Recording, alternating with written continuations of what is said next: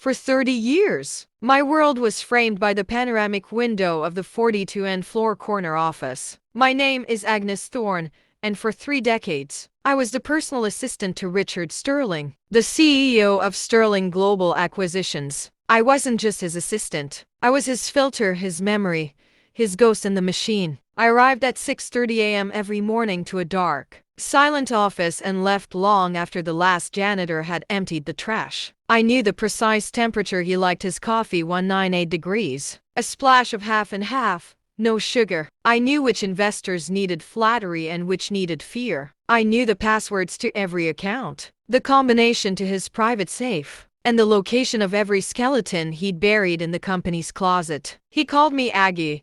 It was a diminutive I secretly loathed, a name for a pet, not a person who could unravel a multi-million-dollar deal before breakfast. To him, I was a fixture, like the mahogany desk or the leather chair, reliable, unobtrusive, and ultimately invisible. He took credit for my streamlined operational plans, my brilliant cost-cutting measures, my insightful market analyses. At company galas, he would pat my hand and say to his peers, "Couldn't do it without Aggie. She keeps the trains running on time." They would chuckle, and I would smile. A practiced, empty curve of the lips. I was the engine, but he was the polished, gleaming hood ornament everyone admired. My loyalty wasn't just professional, it was familial. My husband had passed away young, and Sterling Corp had become my life. The late nights, the cancelled vacations, the constant vigilance, it was all justified by the promise of security. And the ultimate prize was just weeks away, my pension. After 30 years of service, it would vest. It wasn't a fortune, but it was freedom. It was a small cottage by the sea, a garden, a life that was finally, unequivocally, my own. The day it all fell apart began like any other. It was a Tuesday. The morning light was just beginning to bleed into the Manhattan skyline. I had Richard's first cup of coffee steaming on his desk and his schedule for the day laid out, color-coded and prioritized. He breezed in at 8:15 a.m., smelling of expensive cologne and entitlement,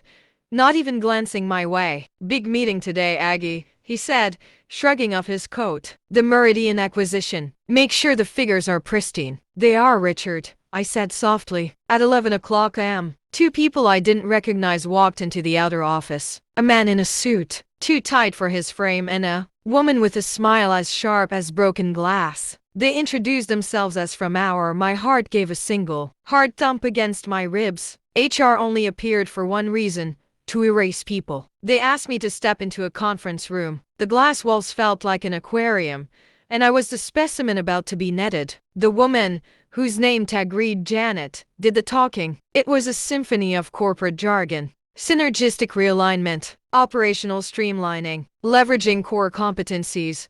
The words washed over me, but the meaning was brutally simple. My position was being eliminated. When I asked, my voice a stranger's, effective immediately, the man said, not meeting my eyes, "We'll have you clear out your desk. Security will assist." My mind raced. "But my pension, it vests in 22 days. Janet's smile tightened. "We are aware, Agnes. Unfortunately, the terms of the restructuring package do not include pension vesting for positions being eliminated prior to their anniversary date. We are, however, offering a generous severance."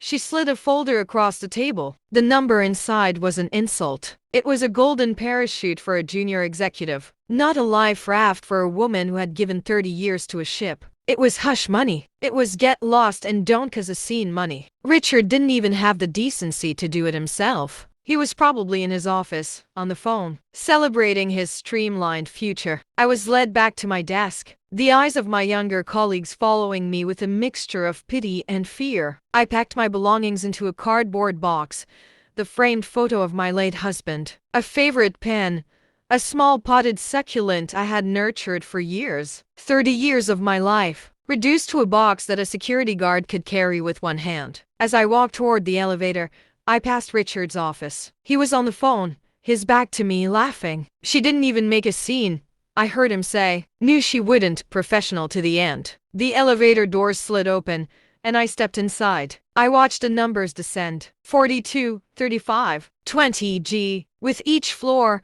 a piece of the old Agnes peeled away. The loyal, forgiving, invisible woman. When the doors opened into the marble lobby, I was hollowed out. I walked through the revolving doors and out into the noise of the city. The sun was bright.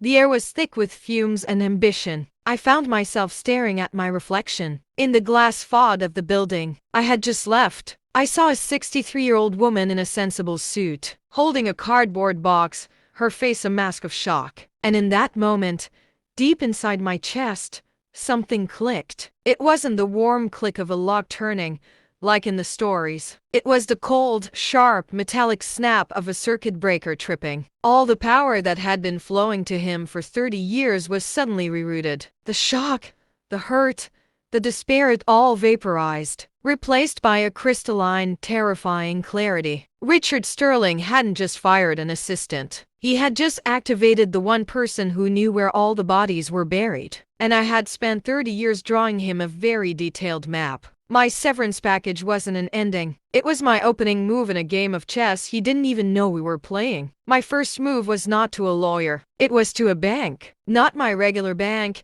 but a small private institution downtown. I had a safe deposit box there, one I had opened 10 years ago after a particularly shady deal with a Saudi prince. Inside that box was my real life's work, a set of 6 leather-bound journals. I called them the Sterling Ledger. They weren't about money. They were about truth. In meticulous, fountain pen script, I had documented everything. The off-the-books payments to shell companies controlled by his brother-in-law. The inflated invoices from his mistress's consulting firm.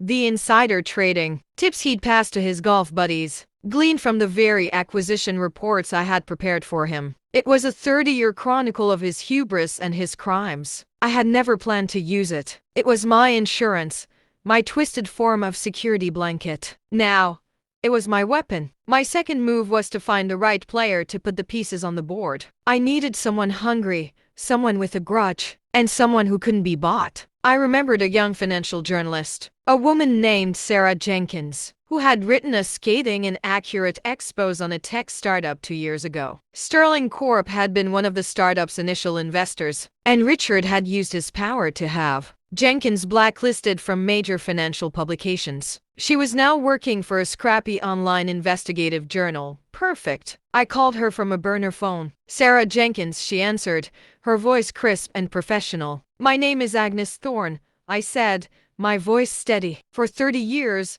I was Richard Sterling's personal assistant. I think we have a mutual interest. There was a silence on the other end of the line, then a sharp intake of breath. I'm listening. We met in a noisy, crowded diner in Queens, a place where no one would notice two women talking business over stale coffee. I didn't bring the journals. Not yet. I just gave her a taste, a date, a name, an account number. Look into the El Majid acquisition from 2014, I said. Specifically, the $5 million facilitation fee paid to a company called Desert Rose Holdings. The CEO of Desert Rose is Richard's first cousin. Sarah's eyes widened. She knew she had the scent of blood. My third move was to start the psychological warfare, using my intimate knowledge of his routines and the passwords he hadn't bothered to change in a decade. I accessed his personal email. I didn't send anything incriminating. That was too crude. Instead, I started subtly manipulating his world. I accidentally deleted a crucial invitation to a charity gala hosted by a board member he was trying to impress. I forwarded an email from his wife to his mistress. I changed his alarm clock settings on his phone, making him late for a critical meeting with the FTC. They were small, annoying things, designed to make him feel like he was losing control, to make him paranoid. He started snapping at his new incompetent assistant. He became erratic. The polished hood ornament was starting to show its rust. Sarah's first article dropped 3 weeks later. It wasn't a bombshell. It was a carefully placed charge. It focused on the El Majid deal, just as I'd suggested. It was impeccably sourced, with documents I had provided anonymously. Sterling Corp's stock took a 2% dip. Richard issued a furious, dismissive statement, calling the article baseless slander from a disgruntled has-been publication. But the seed was planted. The SEC announced a routine inquiry. The second article was a week later. This one was about the inflated invoices. It named the mistress's consulting firm. This time, the stock dipped 5%. The board started asking questions. Richard was sweating. I could feel it from my small rented apartment. I watched a business news, a ghost in his machine, watching the gears I had set in motion begin to grind. The climax wasn't an article. It was an anonymous package delivered to the SEC's headquarters. It contained a single journal, the one detailing the most egregious insider trading. Along with it was a flash drive containing digitally copied emails, voice memos I had recorded of his phone calls, a habit I started after the Enron scandal, and transaction records. It was the checkmate move. The news broke on a Friday. The FBI raided the Sterling Global headquarters. The footage was spectacular.